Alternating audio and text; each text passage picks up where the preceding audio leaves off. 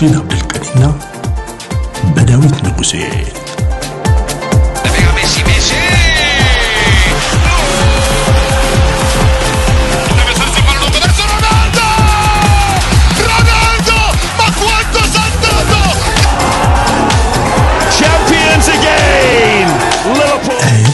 ስፖርትስ ሰላም ተመልካቾች እንዴት አላችሁ? ኤችዲ ስፖርት ጀምሯል። የተለያዩ ጉዳዮች ይነሳሉ። የዕለተ ሐሙስ ዝግጅታችን ነው። የዝውውር ጉዳዮች ወደ እናንተ የሚደርሱበት ነው። የተወሰኑ ደቂቃዎችን በዩቲዩብ ቆይታ እናደርጋለን። መረጃዎችን ወደ እናንተ እያደረስኩኝ በአካል ዳንኤል ቆይታ አደርጋለሁ። አብራችሁኝ እንድትቆዩ በማክበር ጋብዛለሁ። የዝውውር መስኮቱ ደርቷል። የተለያዩ ጉዳዮች እየተነሱ ይገኛሉ። አሁንም የቪኒሺየስ ጁኒየር እና የአርሰናል ጉዳይ፣ የብሩኖ ጊማሬሽ እና የአርሰናል ጉዳይ አብረው መነሳታቸው ቀጥሏል። ከዚህም ውጪ ሌሎች ጉዳዮችን እናነሳለን። ሊቨርፑሎች አሁንም የመስመር ተጫዋች ፍላጎታቸውን ገፍተውበታል። አዲስ ተጫዋች ለማምጣት ስራዎችን እየሰሩ እንዳለ ይታወቃል። አሁን ደግሞ ሌላ ተጫዋች ተመልክቷል የሚል መረጃ ተሰምቷል። ይህንንም ጉዳይ ያነሳን ቆይታ እናደርጋለን። አብራችሁን እንድትቆዩ በማክበር ጋብዛለሁ። የኤችዲ ስፖርት ፕሮግራማችን በዩቲዩብ ወደ እናንተ ይደርሳል። ስለዚህ የዩቲዩብ ቻናላችን ኤችዲ ስፖርት ይላል። ሰብስክራይብ በማድረግ አብራችሁን እንድትቆዩ ሐሳብ አስተያየቶቻችሁንም እንድታደርሱን ደግሞም ሼር አድርጉላቸው ለጓደኞቻችሁ ለወዳጆቻችሁ። ስለዚህ እነሱም ጋር እንዲደርስ ይሄን እንድታደርጉ በማክበር እንጋብዛለን። የሪያል ማድሪዱ ተጫዋች ቪኒሺየስ ጁኒየር እንደዚሁም ደግሞ አርሰናልን የሚያገናኘው ጉዳይ አሁንም ቀጥሎበታል። የተለያዩ ብዙሃን መገናኛዎች የተለያዩ መረጃዎችን ያነሳሉ። በትናንትናው ዕለት እንግዲህ ማድሪድ የተሻሻለ የተባለውን ጥያቄ ለቪኒሲየስ ጁኒየር አቅርቧል የሚል መረጃ ወጥቷል። እንደሚታወቀው ሪያል ማድሪድ ይህንን ተጫዋች ለማስፈረም ሙከራዎችን ማድረግ ከጀመረ ወደ 20 ወራት ተቆጥሯል ይላል እንደ ዲአትሌቲክ መረጃ። እንደ ዴቪድ ኦርነስቴና ማሪዮ ኮርቴጋና አይነት ጋዜጠኞች እንደዘገቡት ከሆነ 20 ወራት ተቆጥሯል። በጥር 2025 ነው ድርድሩ የተጀመረው የሚል መረጃ ወጥቷል። ግን ድርድሩ እስካሁን አልሰመረላቸውም። ማድሪዶች ተጫዋቹን በውል ማራዘም አስፈርመውት በቡድናቸው እንዲቆይ አላስቻላቸውም። ይባሱን ብሎ እንደውም ከ11 ወራት ያነሰ ጊዜ ስለቀረው ተጫዋቹን ከአርሰናል ጋር እንዲነሳ በዝውውር ስሙ እንዲጠቀስ ያደረጉ መረጃዎችን ላለፉት ቀናት ስንሰማ ነበረ። እንግዲህ በማድሪድ አዲስ ጥያቄ መሰረት ወይም በተሻሻለ በተባለው ጥያቄ መሰረት ተጫዋቹ በሪያል ማድሪድ የመቆየት እድሉ ከጊዜ ወደ ጊዜ እየሰፋ ነው የሚል መረጃ ወጥቷል። የክለቡ ዳይሬክተር ሆሴ አንሄል ሳንቼዝ እንደዚሁም የተጫዋቹ ተወካዮችና የሪያል ማድሪድ ቺፍ ስካውት ዡኒ ካላፋት ቆይታ አድርገው ነበረ ተብሏል። ወይም ንግግር ድርድር አድርገው ነበረ። አሁንም የፋይናንስ ልዩነት አለባቸው በመሃላቸው የሚል መረጃ ወጥቷል። እንደ መረጃው ከሆነ ተጫዋቹ 30 ሚሊዮን ዩሮ አመታዊ ደሞዝ አጠቃላይ ጥቅማ ጥቅሞችን ጨምሮ ይፈልጋል የሚል መረጃ ወጥቷል። የውል ማራዘሚያ ቦነስ አለው። እንደዚሁም ደግሞ ከፐርፎርማንስ ሪሌትድ አድኦንስ የሚሏቸው ወይም እንደሚያሳየው ብቃት የሚከፈለው ገንዘብም ይኖራል። እሱን እንደዚሁም ደግሞ ዋና አመታዊ ደሞዙን ጨምሮ በአመት 30 ሚሊዮን ዩሮ እንዲሆንለት ይፈልጋል የሚል መረጃ ወጥቷል። ከዚህ በፊት ያልነበረ ነገር ተከስቷል። ያም የማድሪድ ሰዎች ወደ ቪኒ ፍላጎት ቀርበዋል የሚል መረጃ ወጥቷል። እንደምናውቀው ይሄ ተጫዋች ወደ ክለቡ ልምምድ ባለፈው ወይም በዚህ ሳምንት መጥቷል። ከአይጂው ላይ ወይም ከኢንስታግራም ገጹ ላይ አጠቃላይ ፎቶዎቹን አንስቷልና ምናልባት እንደዚህ አይነት ነገሮች እንደዚህ አይነት ማጥፋቶች ከቡድኑ ጋር ሊለያይ ያደርጋሉ የሚል ነገር ሲነሳ ነበር። ማድሪድ ስኬታማ ባልሆነባቸው ባለፉት 2 ዓመታት ያለምንም ዋንጫ ነው ማድሪድ ያጠናቀቀው። ግን ቪኒም ኪሊያን ኤምባፔም በግላቸው ስኬታማ ነበሩ ልንል እንችላለን። ቪኒሺየስ ጁኒየር 22 ጎሎችን አስቆጥሮ 14 የመጨረሻ ኳሶችን አመቻችቶ አቀብሏል። በተጠናቀቀው የውድድር ዓመት በአጠቃላይ ከ2018 ጀምሮ 375 ጨዋታዎችን አድርጎ 128 ጎሎችን አስቆጥሯል። 100 የመጨረሻ ኳሶችን አመቻችቶ አቀብሏል። 3 ላሊጋ፣ 2 ቻምፒየንስ ሊግ ዋንጫዎችን እና ሌሎች ዋንጫዎችንም ይሄ ተጫዋች ከማድሪድ ጋር ማሳካት ችሏል። ስለዚህ ማድሪዶች ቢያቆዩት ትልቅ ተጫዋች ነው፣ ቢያጡት ደግሞ ከፍተኛ የሚባለውን ገንዘብ ከዝውውር ማግኘት ይኖርባቸዋል የሚለው ጉዳይ ባለፉት ቀናት ሲነሱ የነበሩ ጉዳዮች ናቸው። 5 የአትሌቲክ ጋዜጠኞች ታዲያ ቪኒሺየስ ጁኒየር መቆየት አለበት ወይንስ ደግሞ ወደ አርሰናል መዘዋወር የሚል ጥያቄ ቀርቦላቸው ምክር አዘል ሐሳብን ሰጥቷል። ይሄንን ጉዳይ ደግሞ በቀጣይነት እናነሳለን። አሁን ኳሱ በእጁ ላይ ነው ይላል እንደ መረጃው። ስለዚህ ቪኒሺየስ ጁኒየር እጅ ላይ ነው ያለው ሁሉም ነገር፣ በማድሪድ የመቆየት ወይም ከማድሪድ ለቆ ወደ እንግሊዝ በማምራት አርሰናልን መቀላቀል ይላል። የመጀመሪያው ጋዜጠኛ ሰባስቲያን ስታፎርድ ብሉር ይባላል። ይሄ ጋዜጠኛ እንግዲህ ጥያቄ ቀርቦለት ምንድነው ያለው? ቢቆይ የሚል ምላሽን ነው የሰጠው። እንግዲህ ቢቆይ ሲል የተለያዩ ሐሳቦችን አንስቷል። እንደ ቪኒሺየስ ጁኒየርን በፕሪሚየር ሊጉ በመለከተው ደስተኛ ሆናለሁ። በጣም ዳይናሚክ የሆነ አስደናቂ ብቃት ያለው ተፈጥሯዊ የሆነ ብቃት ያለው ያ የተፈጥሯዊ ብቃቱ ደግሞ ለሊጉም ጥሩ የሆነ ደግሞም እንደ አርሰናል አይነት ቡድን ውስጥ ከገባ ማጥቃቱን በሚገባ ማሻሻል የሚችል ብሎታል። ለጎል የማጥቃት ስጋት ጎል ድሎችን ለመፍጠር እንደዚሁም ግቦችን ለማስቆጠር ሌላ ኃይል ይሆናል ለአርሰናል፣ ደግሞም ግቦችንም እንዲያገኙ ያደርጋል። ብዙ ጊዜ አርሰናል የቀይ መስመሩ ጥገኛ ነው ይባላል፣ ግን ደግሞ አሁን ቪኒ የሚመጣ ከሆነ የግራ ቦታውን በሚገባ ይሸፈናል ይላል። ሁሉም ነገር እሱ ላይ ነው። ለአርሰናል ቢጫወት ምንም ጥርጥር የለውም አርሰናል ዋንጫዎችን እንዲያነሳ ሊያደርገው ይችላል ይላል። አርሰናል በተመለከተ የተሻለው ቡድን ነው፣ ማድሪድ ግን ትልቁ ወይም ታላቁ ቡድን ነው ብሎ ነው የገለጸው። በቀጣይ ዓመት ቻምፒየንስ ሊግ ዋንጫን ከሁለቱ ማን ሊያሳካ ይችላል ብለን ካሰብን ምንም ጥያቄ የለውም አርሰናሎች ይሄንን የማድረግ እድል አላቸው። ፕሪሚየር ሊጉ ከፊዚካሊቲ አንፃር በጣም ጠንካራ ሊሆን ይችላል። እንደ ሳካ አይነት ተጫዋች ተደጋጋሚ ጉዳቶች እየገጠሙት ይገኛሉ። ይሄ ደግሞ ሊጉ ላይ ያለው የፊዚካሊቲ ሁኔታ ነውና እንደዚህ አይነት ነገሮችን ስኪልፉል የሆኑ ተጫዋቾች ላይቋቋሙት ይችላሉ እና እንደዚህ አይነት ነገር ከኖረ እንደ ችግር ሊጠቀስ ይችላል የሚል ነገርን አንስቷልና ከዛም ውጪ በማድሪድ ቤት አሁን ሊቀላቀሉት ከጫፍ የደረሱት ያን ዲዮማንዴ ይኖራል። ከዛ ውጪ ጁድ ቤሊንግሃም እንደዚሁም ደግሞ ኪሊያን ኤምባፔ አለ። 42 ግቦችን ባለፈው ውድድር ዓመት ያስቆጠረው ተጫዋች አለ።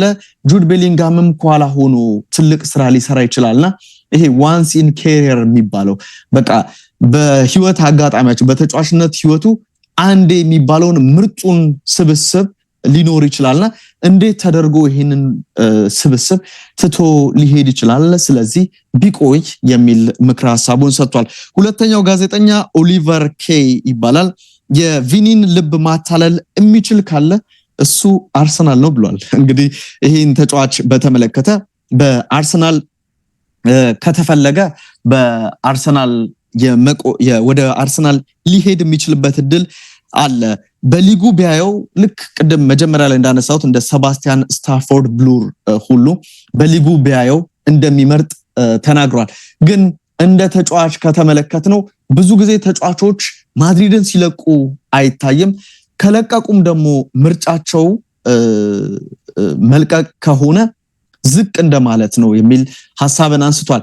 ይሄን ስለ ቡድኖች ኳሊቲ ወይም ጥራት አይደለም እያወራን ያለ ነው። ባለፉት ጥቂት ዓመታት አርሰናል ከማድሪድ የተሻለው ቡድን ሊሆን ይችላል። ኢቭን በቻምፒየንስ ሊግ ልናነሳ እንችላለን አርሰናል የተሻለ ነው። ግን እንደ ቡድን ሳይዝ ከተመለከትነው በክብርም ሊሆን ይችላል እንደዚሁም ደግሞ በተጫዋቾች ዘመን ትልቁ የሚባለው ቦታ ከዌዘርም አንፃር ከአየር ጸባይም አንፃር ከላይፍ ስታይልም አንፃር ማድሪድ ከእንግሊዙ ክለብ የተሻለ ነው ወይም ማድሪድ ከለንደን የተሻለ ነው የሚል ሐሳብን አንስቷል። በተለይም ደግሞ ለብራዚሊያን ተጫዋቾች ብሎ ይህንን ሐሳብ ያነሳል። ማድሪዶች የተሻለ የሚባለውን ነገር ማቅረብ ባይችሉ ኑሮ መዳረሻ የሚሆነው ክለብ ወይም ቢዳረስ ትክክለኛው ክለብ አርሰናል ነው። እናም ደግሞ በፕሪሚየር ሊጉም የተሻለ ብቃት ሊያሳይ ይችል ነበር፣ ግን አሁን ያንን ማድረግ አይችልም። ምክንያቱም ማድሪድ ይህንን ገንዘብ ለመስጠት ፍቃደኛ ነው ይላል። እንደውም አርሰናልን ሲያነሳ ኢቭን ከሊቨርፑልና ከማንቸስተር ዩናይትድ ጋር በታሪክ ላይነጻጸር ይችላል። አርሰናልን ካነሳ ነው ባለፉት ጥቂት ዓመታት በማንቸስተር ሲቲ እና በቼልሲ ብልጫ ተወስዶበት ሊሆን ይችላል፣ ግን ባለፉት ጥቂት 5 እና 6 ዓመታት በሚካኤል አርቴታ ስር ያለው ተጽዕኖ እጅግ ላቅ ያለ ሊሆን ይችላል ብሎ እንግዲህ አንስቷልና ወደ እንግሊዝ ከመጣ መዳረሻው ቢሆን አርሰናል የተሻለ ነው የሚል ሐሳብን እንደዚሁ አንስቷል። ከዛ ውጪ ሶስተኛው ጋዜጠኛ ፖል ባሉስ ይሰኛል። እሱም ያለው ቢለቅ የሚል አስተያየትን ነው የሰጠው። የክለቡ ፕሬዝዳንት ፍሎረንቲኖ ፔሬዝ ተጫዋቹን ማቆየት መቻላቸው በቡድኑ ካሉት ሱፐርስታሮች አንደኛው ነው የሚል ነገርን አንስቷል። እሱ መቆየት የሚችል ከሆነ ለሪያል ማድሪድ ተቀናቃኞች በጣም መጥፎ የሚባለው ዜና ላይሆን ይችላል የሚል ሐሳብን አንስቷል። ማድሪድ ምናልባት አንዳንድ ተጨማሪ ስራዎችን መስራት አለበት ብሏል። ያው ቢለቅ ስላለ እንደ ምክንያት ካቀረባቸው ጉዳዮች መካከል ቪኒሺየስ ጁኒየርን ይዞ መቆየት ተጫዋቹ ካለበት እንቅስቃሴም መከላከሉ ላይ ብዙ ድጋፍ አይሰጥም የሚል ትችት ይነሳበታልና ይሄንን ትችት ሞር ማጥቃቱ ላይ ነው የሚሳተፈው። ኪሊያን ኤምባፔም እዛ ቦታ ላይ ብዙ ጥያቄ ይነሳበታል። ስለዚህ ይሄ ተጫዋች ቢለቅ ወደሚለው ሐሳብ ያነሳል። ወይም ደግሞ ከኳስ ውጪ ባለው ነገር ላይ ይሻሻላል ወይ የሚል ነገርን ያነሳልና ከእሱስ ያለ ከቤሊንግሃም ምርጡን ብቃት ማውጣት ይቻላል ወይ የሚል ሐሳብን ያነሳል። የዲዮማንዴንም ጉዳይ ያነሳል። ዲዮማንዴ በቀይ መስመር ሊመጣ ይችላል። ደግሞ ከኢጎም ጋር በተገናኘ አሁንም በማድሪድ ቤት ጸጥ ያለ ነገር የለም። አምና ከኤል ክላሲኮ ጨዋታ አስቀድሞ ተፈጥሮ የነበረው ነገር እናስታውሳለን። ምንም የወጣ ተጫዋች የለም ይላል። ከክለቡ የለቀቀ ፌዴ ቫልቬርዴም ኦሬሊያን ሹዋሜኒም በዚህ ቡድን ይገኛሉና አሁንም ችግር ሊኖረው ይችላል የማድሪድ የመልበሻ ክፍል። ይገባኛል ጆዜ ወደዚህ ቡድን መጥተዋል የሚል ነገር አለና አሁንም አንድ ትልቅ ሱፐርስታር ኢጎ ያለበት ሱፐርስታር ከቡድኑ መልቀቅ አለበት። ምናልባት ለሽያጭ ቀረበው ተጫዋች ይሄኛው መሆን አለበት የሚል ሐሳብን አንስቷልና ኢጎን የማድሪድ መልበሻ ክፍል በቀጣይ ዓመት ማኔጅ ማድረግ ይችላል ወይ ጥያቄ አለኝ። ለጆዜ መልካም እድል እላለሁ የሚል ሐሳብን አንስቷል። እኔ ቪኒን ብሆን ወደ አርሰናል መሄድን እመርጣለሁ የሚል ሐሳብን ተናግሯል። ከዛ ውጪ ሌላኛው ጋዜጠኛ ቶም ሂል ሎፔዝ ሜንቼሮ ነው። ቢቆይ የሚል ሐሳብን አንስቷል። ከማድሪድ የተሻለ የትኛውን ክለብ ልታገኝ ትችላለህ? ትክክል ነው። አርሰናል ቅድም ያነሷቸው በፕሪሚየር ሊግ ሻምፒዮን ነው። በቻምፒየንስ ሊግ እስከመጨረሻ የተጓዘ ቡድን ነው። ማድሪድ ተከታታይ ዓመታትን ያለ ዋንጫ አጠናቋል። ጥሩ የሚባል ዓመትን አላሳለፈም።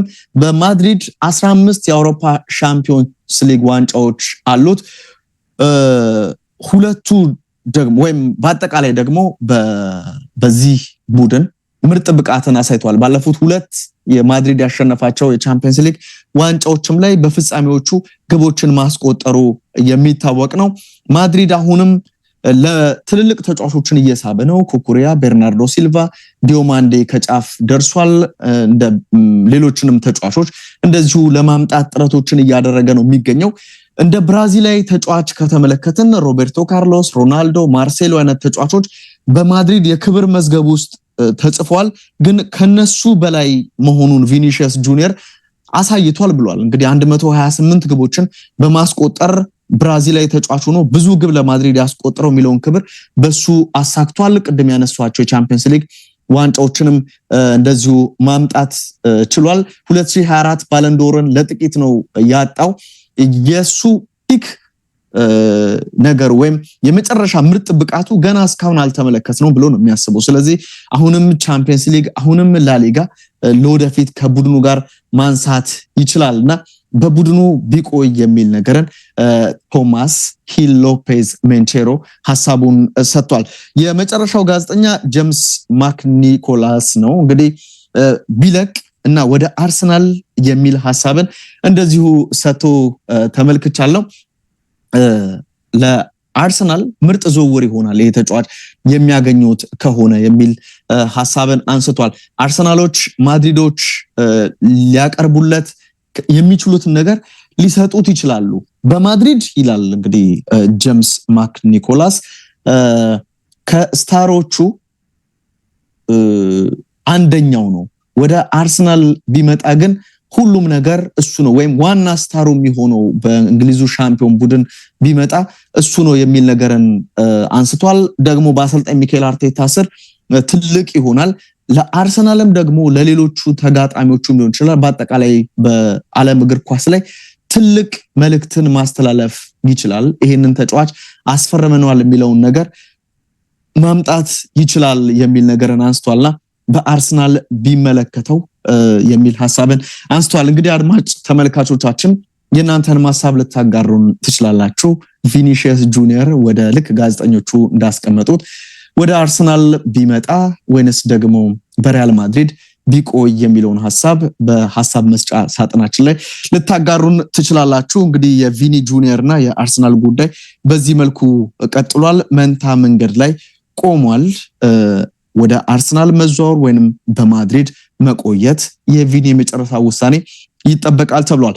የአርሰናልና የብሩኖ ጊማሬሽን ጉዳይ በተመለከተ እንግዲህ ይሄንን መረጃ እያቀረብኩ ባለውበት ሰዓት የውል ጉዳዩ ተፈጽሟል የሚል መረጃን ፋብሪዚዮ ሮማኖ አስነብቧል። የመጨረሻ ውሉን ፈርሟል የሚል ነገር ተነስቷል። እንግዲህ የዚህን ተጫዋች ዝውውር እውን የሚያደርገው ሌላኛው ጉዳይ የአርሰናሉ አማካኝ የነበረው ክርስቲያን ኖርጋርድ በ7 ሚሊዮን ፓውንድ የኤቨርተን ተጫዋች መሆኑ ተረጋግጧል። የ32 ዓመቱ ዴንማርካዊ ተጫዋች 41 ጊዜ ለዴንማርክ ብሔራዊ ቡድን ተጫውቷል። ከብሬንትፎርድ በ10 ሚሊዮን ፓውንድ ነበረ የመጣው ከ12 ወራት በፊት 2 ሚሊዮን እየታየ የሚጨመር ገንዘብ ነበረው። ስለዚህ አጠቃላይ በ12 ሚሊዮን ፓውንድ ሊባል ይችላል። አሁን ግን ከአንድ ዓመት ቆይታ በኋላ ኖርጋርድ አዲሱ የኤቨርተን አማካኝ መሆኑ ተረጋግጧል። ስለዚህ ይሄ ተጫዋች ለቆም አይደለም ክርስቲያን ኖርጋርድ ኖሮም አርሰናሎች እንደ ብሩኖ ጊማሬሽ አይነት ተጫዋች ያስፈልገዋል የሚል ሐሳቦች ሲነሱ ነበር። እንግዲህ ብሩኖ ጊማሬሽን በተመለከተ ትክክለኛ መሪ እንደሆነ ይታወቃል።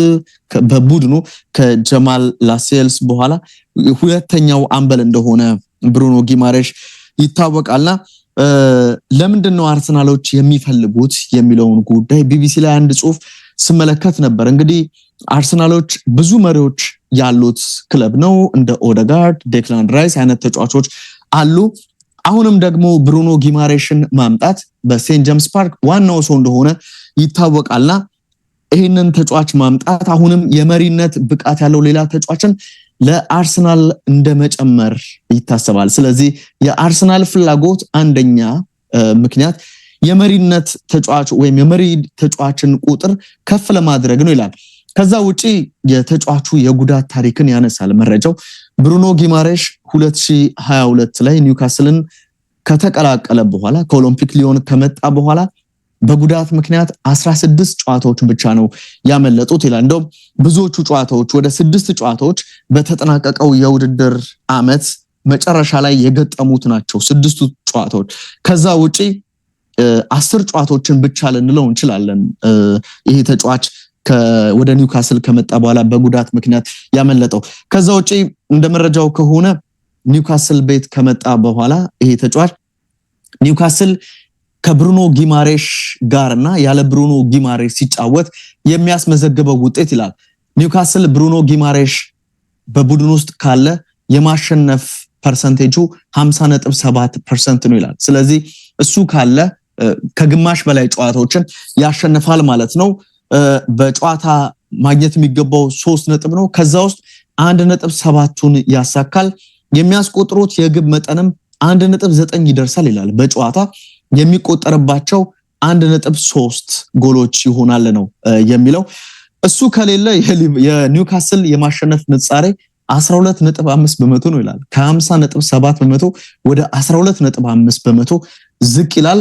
በጨዋታ የሚያገኙት ነጥብ 0.7 ይሆናል ከሱ ጋር 1.7 ነው ስለዚህ በአንድ ያነሰ ነጥብ ያለሱ ኒውካስሎች ያገኛሉ ይላል እሱ ካለ የሚያስቆጥሩት የግብ መጠን 1.9 ነው ብያለው እሱ ከሌለ ግን የሚያስቆጥሩት የግብ መጠን 0.8 ነው ይላል የሚቆጠርባቸው የግብ መጠን እሱ ካለ ይቀንሳል 1.6 ጎል ነው የሚቆጠርባቸው እሱ ከሌለ ግን የሚቆጠርባቸው የግብ መጠን 1.6 ይደርሳል ይላልና ይሄ ብራዚላዊ ተጫዋች ለኒውካስል ሁሉም ነገር እንደሆነ የሚያሳይ ነው እንግዲህ ደሞ አምና የቡድኑ የሊጉ ከፍተኛ ግብ አስቆጣሪ ነበር ይላል እንደመረጃው 9 ግቦችን አስቆጥሮ 4 የመጨረሻ ኳሶችን እንደዚሁ አመቻችቶ አቀብሏል ይላልና በብራዚል ብሔራዊ ቡድን በዓለም ዋንጫም ላይ 5 ጊዜ ጀማሪ ሆኖ ተመልክተናልና እንዴት ወሳኝ ተጫዋች እንደሆነ የሚያሳይ ጉዳይ ነው ስለዚህ አርሰናል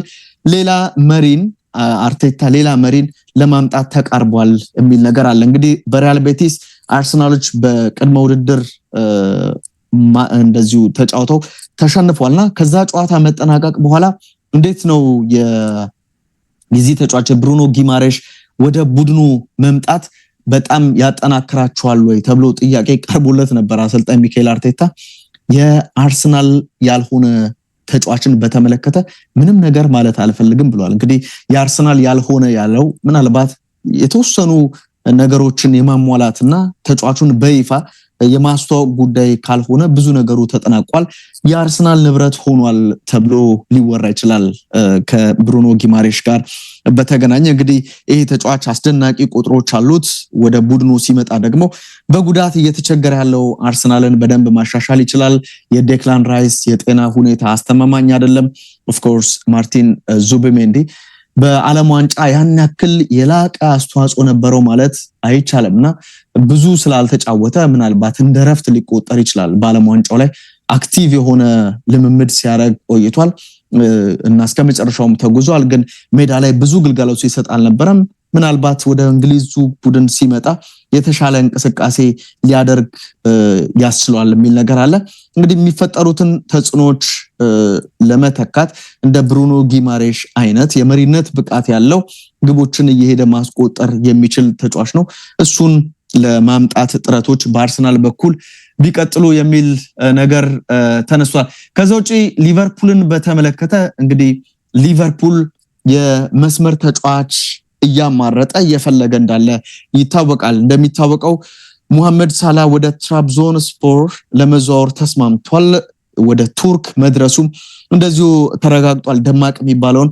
አቀባበል የትራብዞንስፖር ደጋፊዎች አቅርበው አሳይተውታል ሊቨርፑሎች እሱን መልቀቅን ተከትሎ ደግሞ አሁንም ከቶተናም ጋር ኮዲ ጋክፖ ስሙ እየተነሳ ነው የሚገኘው ይሄ ተጫዋች ከአሰልጣኝ አርነ ስሎት መልቀቅ በኋላ ብዙም በአንፊልድ የመቆየት ፍላጎት የለውም የሚሉ መረጃዎች እየተሰሙ ይገኛሉ ስለዚህ ሊለቅ ይችላል እየተባለ ይገኛል እሱም ወደ ቶተናም የሚያመራበት እድል ካለ ሌላ ደግሞ ክፍተት በሊቨርፑል የመስመር እንቅስቃሴ ላይ ሊፈጠር ይችላል ተብሏልና ሊቨርፑሎች አሁንም የብራድሊ ባርኮላን የዝውውር ሁኔታ እንደገፉበት ነው የሚገኙት ፔዤ 145 ሚሊዮን ፓውንድ ካልቀረበልኝ ብሎ የሙጥኝ ብሏል ሊቨርፑሎች ደግሞ ይሄን ያክል ገንዘብ አይደለም ግን ከ100 ሚሊዮን ፓውንድ በላይ ለመክፈል ፍላጎት አላቸው እየተባለ ይገኛልና የትኛው የገንዘብ መጠን በሊቨርፑልና ፔዤ መካከል ያለውን ልዩነት ያስታርቃል በቀጣዮቹ ቀናት ፍንጭ የምንመለከት ይመስላል ነገር ግን እዛው የፔዤ ተጫዋች የሆነው የ18 አመቱን ሴኔጋላዊ ተጫዋች ኢብራሂም ባይን ለማስፈረም ሊቨርፑሎች ፍላጎት አላቸው እየተባለ ይገኛል እንግዲህ ይህ ተጫዋች በፔዤ ታሪክ በ16 አመት ከ6 ወራት እድሜው ተጫውቶ ወጣቱ ተጫዋች የሚለውን ክብር አግኝቷል አሁን ይሄ ተጫዋች ከ40 እስከ 50 ሚሊዮን ዩሮ በፔዦች ቫልዩ ይደረጋል ወይም ይገመታል የሚል ነገር አለ እንደ ፈረንሳይ ብዙሃን መገናኛዎች መረጃ ከሆነ እና the times እንደዘገበው ከሆነ ይሄንን ተጫዋች በተመለከተ ተጫዋቹም ከአንፊልድ የቀረበለትን ጥያቄ ማርኮታል የሚል ነገር ወጥቷል የተጫዋቹ ወኪል ጆርጅ ሜንዴዝ ነው የነ ክርስቲያኖ ሮናልዶ ወኪል ማለት ነው። ከሊቨርፑል ሰዎች ጋር ጥሩ ግንኙነት አለው። ምናልባት እሱን ተጠቅሞም ቢሆን ወደ ሊቨርፑል የሚመጣበት እድል ይኖራል። ተጫዋቹ በቀኝ ፍላንክ መጫወት ይመርጣል፣ ግን በሁለቱም መስመሮች መጫወት ይችላል። ጥሩ ፔስ ያለው ተጫዋች ነው። በደንብ አብዶኛ የሚባል አይነት ተጫዋች እንደሆነ ተመልክተናልና ፔዦች ደግሞ አሁንም ተጫዋቾችን ለማስፈረም ከአያክስ ከሞናኮ ሙከራዎችን እያደረጉ እንዳለ ይታወቃልና ሊቨርፑሎች እዛ ቦታ ላይ ሳላ ለቆም አይደለም ሳላም ኖሮ መጠናከር የሚፈልግ ቦታ ነው። እዛ ቦታ ላይ ኢብራሂም ምባዬን ለማስፈረም ጥረቶችን እያደረጉ ነው። ያ ቦታ መሞላት አለበት የሚል ነገር አለ። ያንዲዮ ማንዴ ነበር የሊቨርፑሎች ቀዳሚ ፍላጎት የነበረው። አንዴ 80 ሚሊዮን ዩሮ ድጋሚ ደግሞ 100 ሚሊዮን ዩሮ ይዘው ሁለቴ ለአርቢ ላይፕዚግ ጥያቄ አቅርበው ነበር። ግን ተጫዋቹ ምርጫው ወደ ሊቨርፑል መምጣት አይደለም፣ በቅድሚያ ወደ ፒኤስጂ መሄድን ፍላጎቱ አደረገ። ከዛ ደግሞ ወደ ማድሪድ ማምራትን ምርጫው አደረገ ነው የተባለው። ስለዚህ ወደ ሊቨርፑል መምጣት አልፈለገም። ደግሞ ፔዦችም ማነው አርቢ ላይፕዚግም የተሻለ ገንዘብ ወደሚያቀርብለት ክለብ ሊለቀው ነው። 140 ሚሊዮን ዩሮ በሚደርስ ገንዘብ ማድሪድን ሊቀላቀል በእጅጉ ስለመቃረቡ መረጃዎች እየተነሱ ይገኛሉ። ሊቨርፑሎች ከዚህ አስቀድሞ ጎርደንን እንደ ሞርጋን ሮጀርስ አይነት ተጫዋችን ከአስቶን ቪላ ጭምር ለማምጣት ሙከራዎችን ሲያደርግ ነበር። እርግጥ ነው ቪክቶር ሙኞስን ከኦሳሱና ሊቨርፑል አስፈርሟል። ግን ወጣት ተጫዋች ነው፣ ሬዲ ሜድ የሆነ ተጫዋች ይፈልጋሉ። በቀኝ መስመር ደግሞ በሳላ ቦታ ላይ የሚጫወት ተጫዋች ይፈልጋሉና ለዛም ኢብራሂም ባዬን ወደ ቡድናቸው ለማምጣት ፍላጎት አላቸው። እስከ 43 ሚሊዮን ፓውንድ ይጠየቃሉ ለ18 ዓመቱ ተጫዋች የሚል መረጃ ወጥቷል። ሊቨርፑል የትኛውን ተጫዋች ያመጣል የምንመለከተው ይሆናል። የዕለተ ሐሙስ የኤችዲ ስፖርት ፕሮግራማችን የተከታተላችሁትን ይመስላል። የዝውውር ጉዳዮችን ተመለከትን። አብራችሁን ስለቆያችሁ አድማጭ ተመልካቾች እናመሰግናለን። እንደዚህ ወጣ ያሉ የዝውውር ጉዳዮች የሚኖሩ ከሆነ ያለ ስኬጁላችንም እየመጣን ወደ እናንተ መረጃዎችን የምናደርስ ይሆናል። የዛሬው ቆይታችን ግን በዚህ ይጠናቀቃል። አብራችሁን ስለነበራችሁ በእጅጉ አመሰግናለሁ። በሰላም ቆዩ። ሰላም።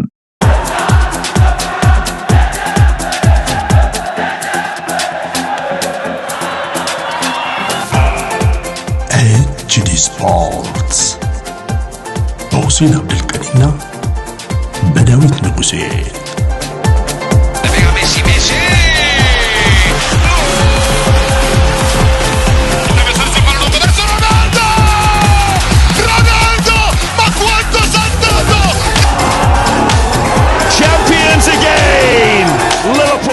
ኤችዲ ስፖርትስ